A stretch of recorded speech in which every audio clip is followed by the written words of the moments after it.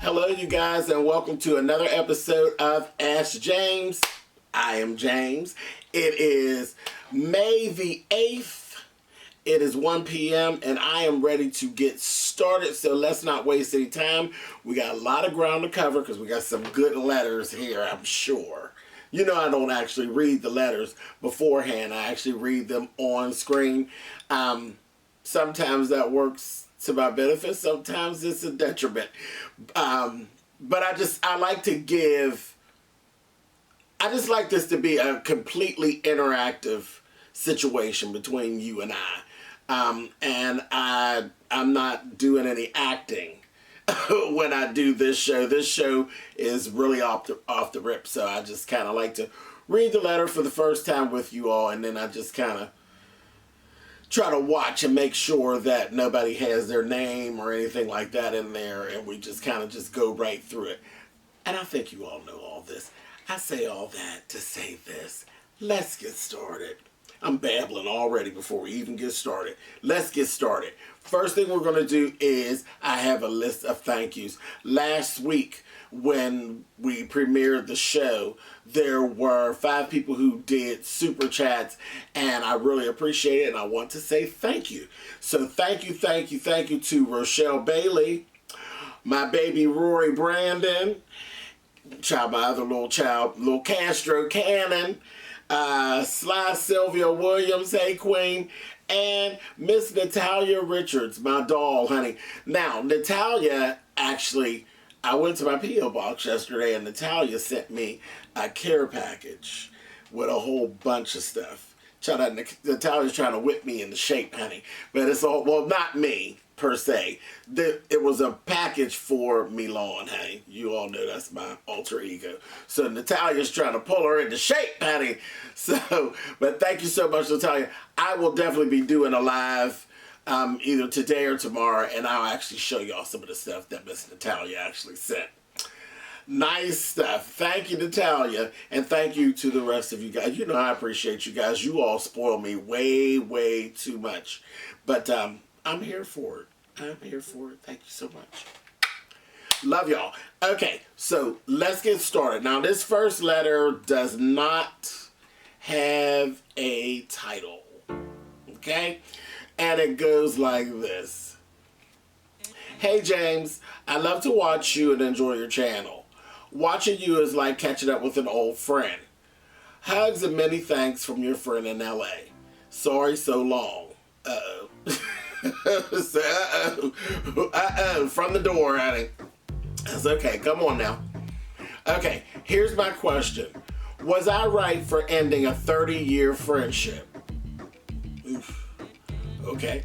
I met my ex-boyfriend / friend when we were in junior high school. Our relationship was off and on like most teens for 10 years. As our lives progressed, we remained in contact and decided to become friends. However, you know there are some people who will always hold a special place in your heart. Unfortunately. There were special moments, but our relationship was grueling. I was young, shy, insecure, and had low self-esteem. He treated me terribly and caused me much pain. As we matured, he apologized and we discussed what influences, family, environment, ignorance, and etc. contributed to his negative behavior and how that behavior affected me. This conversation truly helps shed light on past situations. Although, once you know a person, you know them. Every time we talk, I feel like he's trying to set it... Wait. Every time we talk, I feel like he's trying to see if there is still an opening by making certain statements that insinuate rekindling our relationship. Why play this game? Indeed. I'm not stupid. I just brush it off.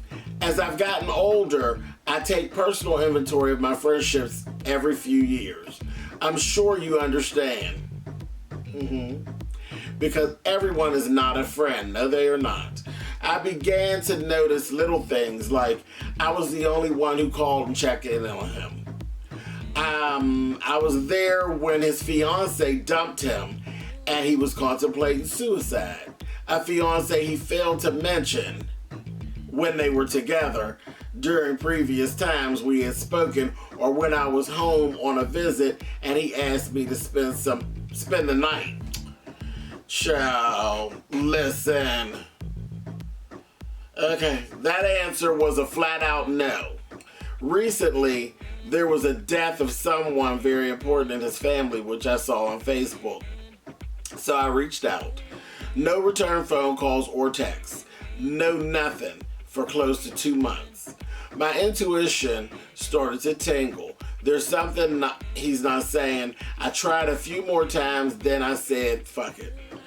I'm too old for this. My final text message expressed my disappointment, his lack of reciprocity, his lack of respect, and his gall. As my wheels turned, I realized how our friendship mirrored our relationship. And it also jolts me back to an emotional space that does not reflect who I am and where I am currently. I have finally gotten to a place where I love myself. Of course, you know he finally contacted me to apologize. I never answered, and I don't plan to. Whatever. Turnabout is fair play. The decision has been made. I'm done. James, am I wrong?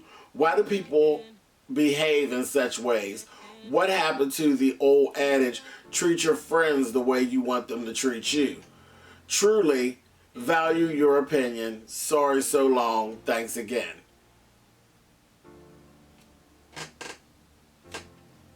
Okay, now we're going to start at the bottom. We're going to start at the bottom with the old adage. Yes, treat your friends the way that you want them to treat you. But there's also an old adage that says, how you start is how you finish. How you start is how you finish. No matter how much he apologizes or how much he says that he's changed. From the beginning part of this letter when I started reading, he is self-centered. He is very self-centered, and your relationship seems like it was always a bit one-sided.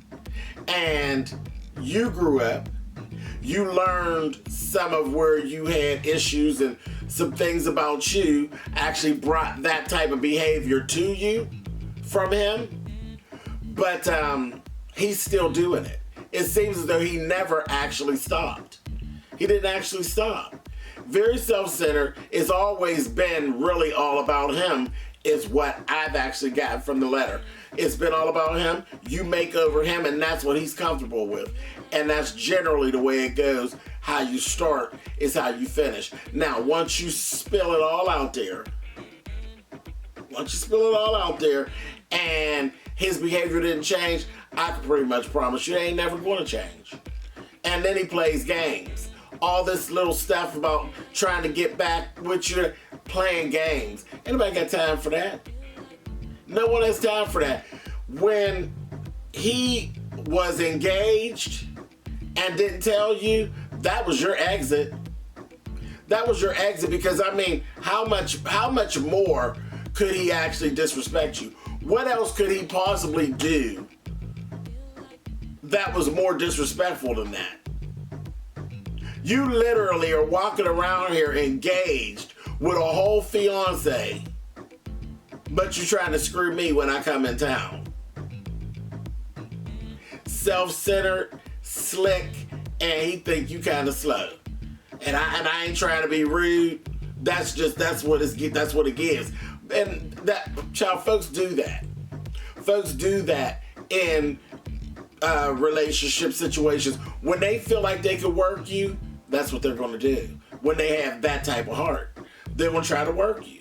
It just is what it is. That's what when you wrote in there, why do people behave that way? They do it because they feel like they can. They do it because they feel like they can, and it's literally on you to stop it. Any relationship that I've ever had, that was a thing, and I'm talking, you know, a movement of the heart or just an actual friendship, I've always had to literally cut it. Like literally cut the head completely off of the snake and just let it go, because that is so true. How you start is how you finish. How you start is how you finish. If you start off kissing ass, by the end of it, your breath gonna smell like shit. That's just the way it is.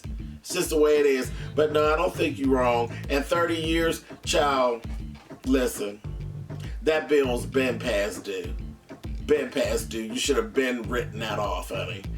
Anyway, I thank you so much for writing in, baby. I wish you the best. Leave him alone, honey. He's not a friend. Not by any means. He's not a friend. Ain't even worth the time you spent. Alrighty, let's move on. Okay, next letter. It actually does not have a title, but it goes a little bit like this. Hello, James. I've been following you for almost a year now. I love your videos, and for some reason, when your intro comes on, my 1-year-old son stops whatever he's doing and just stares and smiles at the TV. It says laugh out loud. I guess he likes you too. Most kids do. A lot of you all who have been following me know I used to actually run a daycare, and then I actually worked inside of a school with, at the time, it's a charter school. It actually had 200 students. So, yeah, little people like Mr. J. So, he probably does. Anyway, I'm writing you today because I'm just so undecided on my next move to make in my relationship. Me and my husband have been married for 6 years. We have 1 child. We are both disabled veterans, so we get monthly checks for that. But outside of that, my husband is the only one working. He pays most of the bills and recently bought me a new car. Moral of the story, he basically takes care of me financially. Okay. That child ain't no issue. He doing what he supposed to do. Alright. Now, the issue is my husband is addicted to drugs. Okay. Almost everything he's supposed to do. Okay. He pops ecstasy pills, smokes weed, and snorts coke from time to time.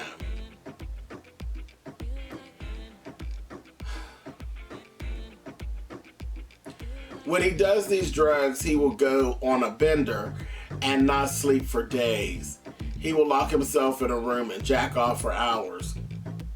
Oh gosh, okay. Yeah, I guess that's it, the whole ecstasy situation. Okay. Then, when I start to bother him, he will leave and get a hotel room. Serious about that. Okay. Recently, I found him looking at gay porn.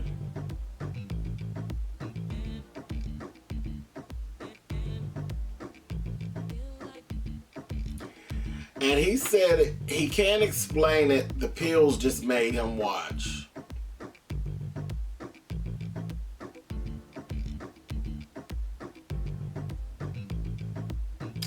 The whole drug thing on top of the other issues really just makes me want to leave, but I wouldn't know where to begin. We have a 1-year-old son and I'm basically broke. James, will you please help point me in the right direction with your words of wisdom? Okay, see, this started off really, really good and really, really cute. Everything seemed real. And that's life, isn't it? Where everything seems one way on the outside, but on the inside it could be a whole mess. And that's what you got, my darling. You got a whole mess going on. First of all, let's attack the obvious that naturally I would be able to answer. Honey, he's lying. His ass is lying. He is lying. Ecstasy pills do not make you watch gay porn. Ecstasy pills heightens your sexuality is what it does. It doesn't, it kicks the libido in the ass. It doesn't make you open up to things that you weren't open to in the first place. So, you know, I hate to punch you with it, but girl, it's a right hook. It's a right hook. He watching gay porn, baby, because he likes it, flat out. And again, that could be a problem. It could definitely be a problem. And the thing is, this is not going to get any better. It's not going to get any better. And the drugs themselves is an issue, because that's money just going out of the house already. It's like money being thrown into the street. And then right now, he is keeping himself together to where he's basically having sex with himself. But what happens when he gets bored with that? Because that's generally how people work. What happens when he gets bored with that? You know what I mean? And it is strange that he hasn't, like, you didn't say anything about him actually trying to push this heightened sex drive on you. But at some point, I'm thinking with this whole ecstasy situation, that sex drive situation is going to grow, because his sexual prowess is starting to expand. So you need to watch that. You know, when this starts to, if it expands outside the house, you're gonna have a problem. You're gonna have a problem. If he's watching gay porn, he already got an excuse.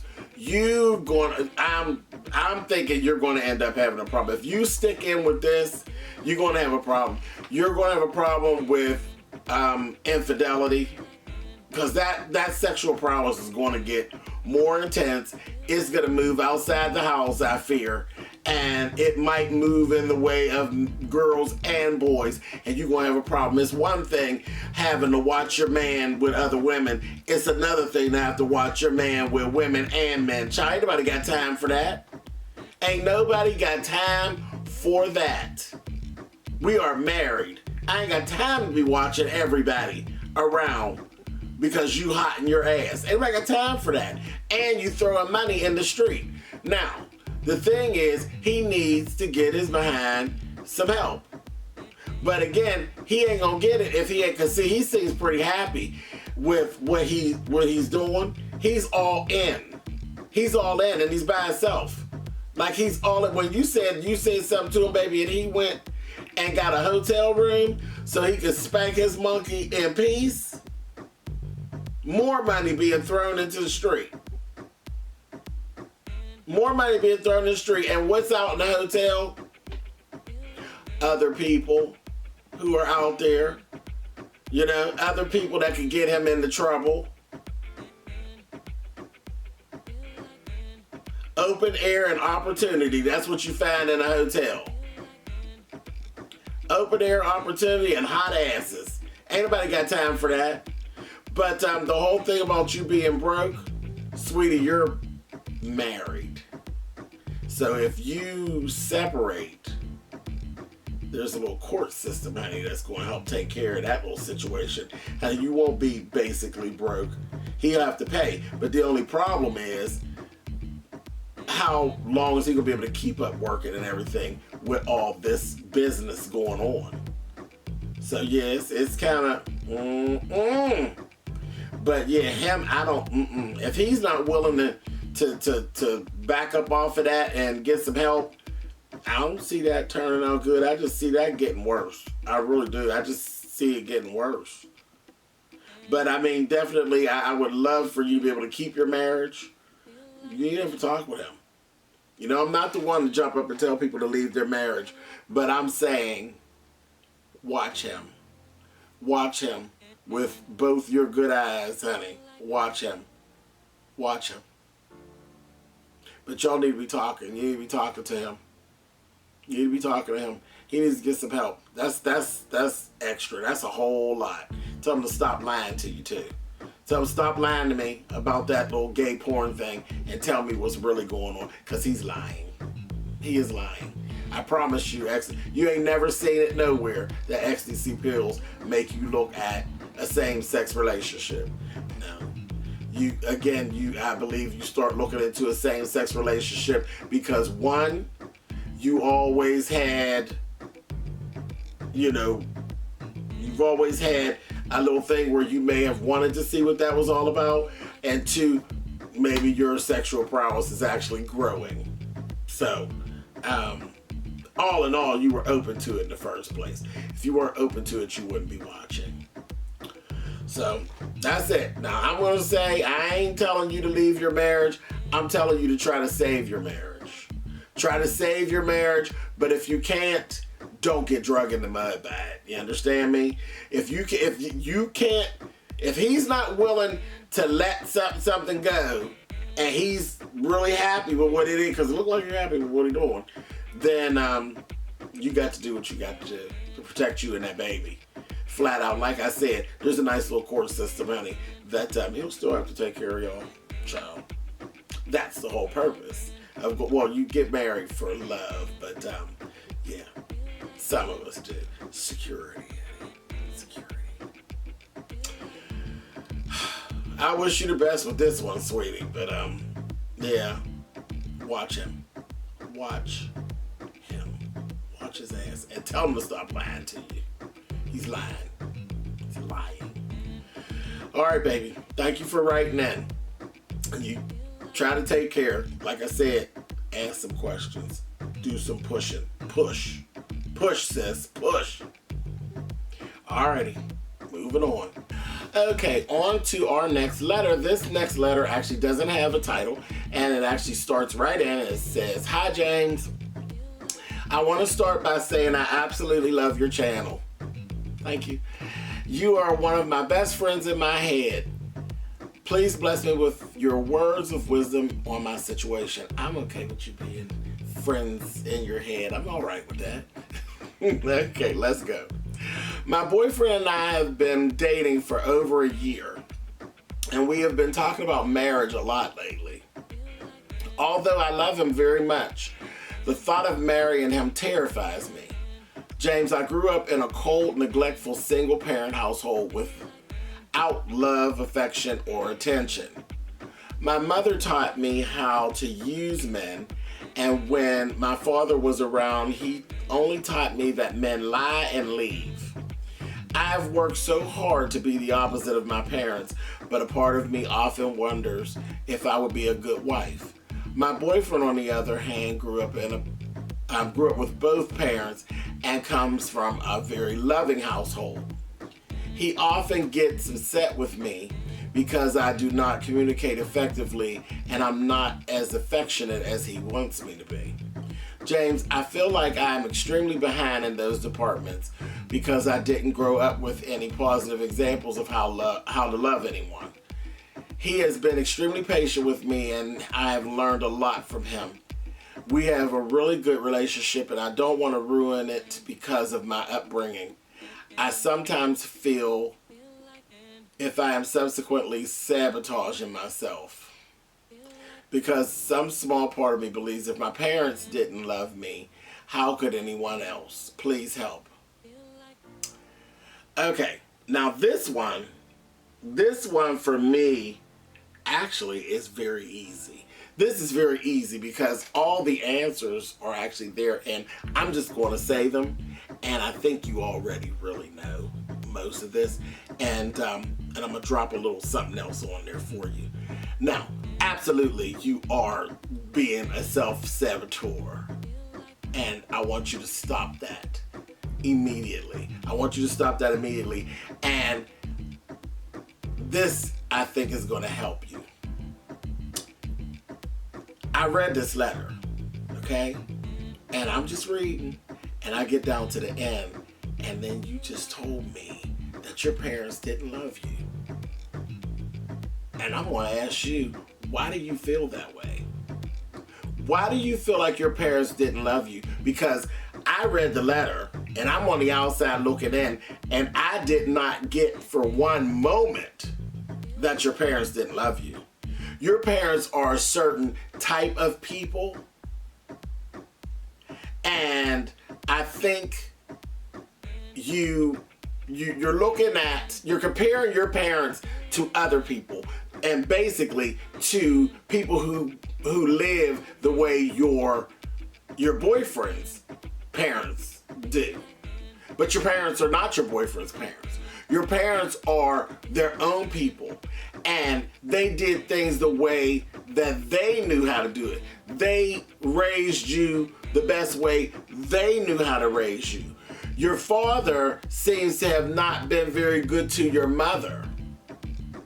And your mother, in turn, went through some shit, and then she taught you how not to go through shit. When you told me, my mother taught me how to use men,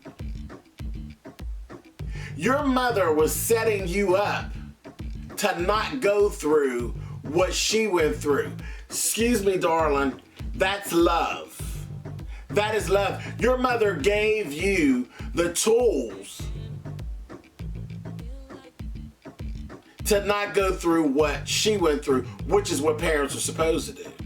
Now, right, wrong, or indifferent, maybe that's not the approach, but she gave you what she had. She mothered you to the best of her ability. And that's what we do. For our kids, I want the best for my kids. I want my kids not to ever go through any of the hurtful shit that I went through. And that's what your mother did. So don't you sit around and think that your mother doesn't love you. Oh yes, your mother loves you. Your mother loves you, and she parented you the best way that she could. She gave you tools not to go through the things that she went through as a young woman. That's love. Your father, you said he lied and he left. Men do shit. That's sometimes that's what they do. He's a little neglectful. And he left. Him and your mother wasn't getting along, obviously. That shit wasn't working. So he rolled out. He didn't try to take you, though. He didn't try to take you. He left you with your mother. He obviously knew that your mother was the best parent, right? That the best place for you to be was with your mother. Is that not love? What good would it have done for him to try to take you away from your mother? You got damn good sense, it sounds like to me. You didn't say my life is falling apart, I don't have nothing, I can't do. All you said was that basically you didn't grow up the way that your boyfriend grew up. You didn't grow up in a two-parent household, and people in your house weren't huggers and kissers and filled with ooh, come on and give mommy a hug. You grew up with a mother who taught you what real life looked like. She taught you what real life looked like, and she taught you how to not get beat down by real life. So, no, I didn't get that your parents don't love you at all. Trust me. I definitely feel as though your parents love you.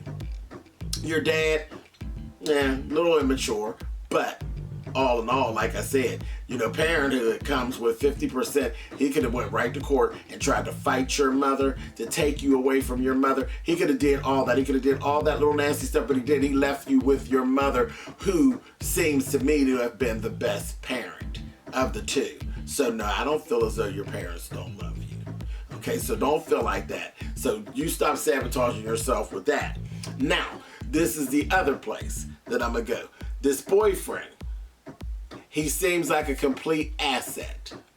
A complete asset. And as I'm reading, he seems like an asset to me. And you did the other stuff. You did the other stuff.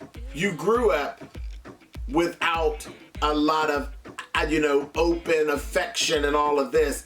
But now is your time. I know you've heard that before. Now is your time. This is your season. Now you're transitioning over to that life that you actually have wanted. It looks like everything is like being laid right out for you. Don't mess it up. Go on, allow that man to become your fiance. Go on and marry that man. And I truly believe God, and I hope you believe in God, but I do. I believe in God, God puts people in your path. He does. Remember, all of this stuff, we walk through this. Everything's laid out for us already. It's all done before we even get here. And it's laid out, and then you have to walk in it. God puts the proper people in your path.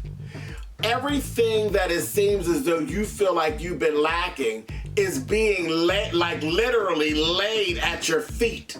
It's being laid, the path is being laid right there at your feet. You got the man who you seem to know that he loves you, and he's willing to teach you things and elevate you as a woman, is what I got from here. And then you didn't grow up in a 2-parent household, but guess what you gain when you gain him? In-laws. In-laws are an extra set of parents. When you actually do get along with them, and you seem to get along with them, and they seem nice, they're 2-parent. And you still got your mom. You got your mom, and then you gain his mom and dad. So you still get the 2-parent household, and you got your people. You got an abundance of everything. Everything that you want and that you need and that you desire seems to me to be being laid out at your feet. Girl, walk in it, honey. It's your path. Walk in it and just believe. God puts everybody who is supposed to be in your life at the time that they're supposed to be there. He literally takes them and lays them right there. Because again, the story was already written. It's just time for you to walk in it. That's all. That's all. This is easy. This is easy. All your answers is right there in your hands. The answers to everything that you've been fighting and struggling with, for however long you've been here, right in front of your face. Girl, you better go on and walk into what's your stuff. That's your stuff. Go on and walk on into it. I think you're going to be just fine.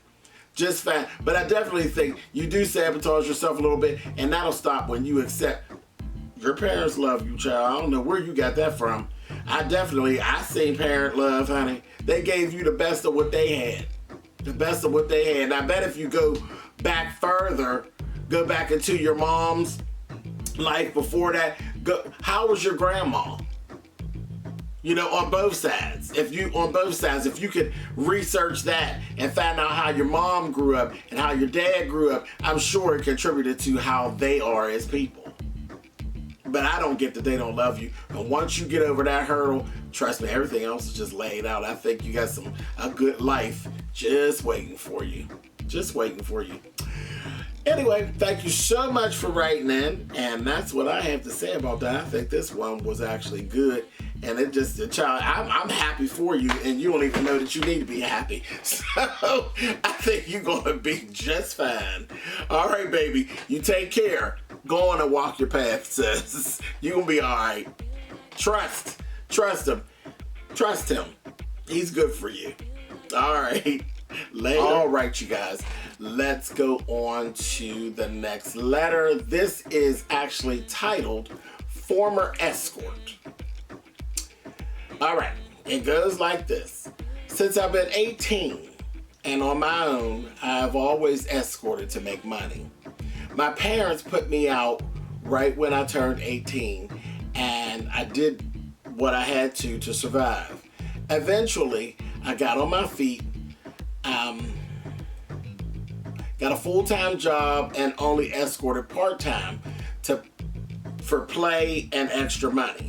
The Lord blessed me after all I've been through with a genuine man, and things got serious enough for me to stop escorting altogether. I have never shared my escorting past with my boyfriend. When my birthday rolled around, my boyfriend had a birthday party for me and invited his friends, my friends, and family. He introduced me to one of his co-workers at the party who was one of my former clients. I'm so nervous as I'm scared he will tell my boyfriend about my escorting past. I also think if I tell my boyfriend, it may end our relationship. How do you think I should handle this, Auntie James? Okay, listen. Listen, this is ugly. This is ugly. But I'm going to have to tell you what I think you already know, which is the truth. And it's very cliche, but the truth is going to actually set you free. The truth is going to set you free. And the thing about it is, it's going to be a telltale sign about your boyfriend as well. Is this the right boyfriend for you? Because you didn't say, you know what, I escort because, you know, I like being a whore. I escort because I like the fast money. I escort because I just like a looser type of a life or lifestyle. You didn't say any of those things. You escorted out of what you felt was necessity. Necessity. So, do you want the boyfriend that will stand in judgment of you and say, I done hooked up with a hoe? Or do you want the boyfriend that would say, okay, life dealt you a bad hand, you did what you had to do, and now I'm going to love you through it, and we're going to have a real life? Which one of those boyfriends do you want? And I think I know which one it is. And this right here, by telling him the truth, is going to put a spotlight on him, and you're going to see right away exactly which boyfriend you actually have. It's going to really show you who he is and his true character. Not what you think his character is, but what his true character actually is. Does he really love you? Can he really love you? Remember, for better or for worse. For better or for worse. And I promise you, either way, if you don't tell the truth, you're going to lose. Because if the friend tells and you didn't tell, that's going to hurt even more. Then he's not going to trust you. There's going to be issues with him trusting you. I mean, anybody can understand why you didn't, run right out and say, hey, this is kind of what I used to do. Anybody with any type of good common sense can understand why you would want to leave that part of your past in the past if you didn't have to tell anybody. Anybody can understand that. If you don't tell him and you let him find out in the street, it's going to destroy that relationship, period. And he might actually be the right kind of boyfriend.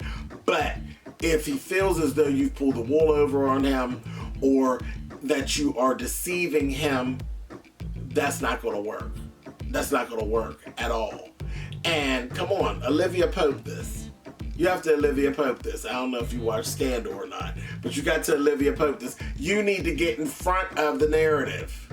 You get in front of the narrative. You go tell your story. Don't allow the John to tell your story. You go tell your story. And it's going to be scary. Baby, I ain't going to lie to you. It's going to be scary having to do it.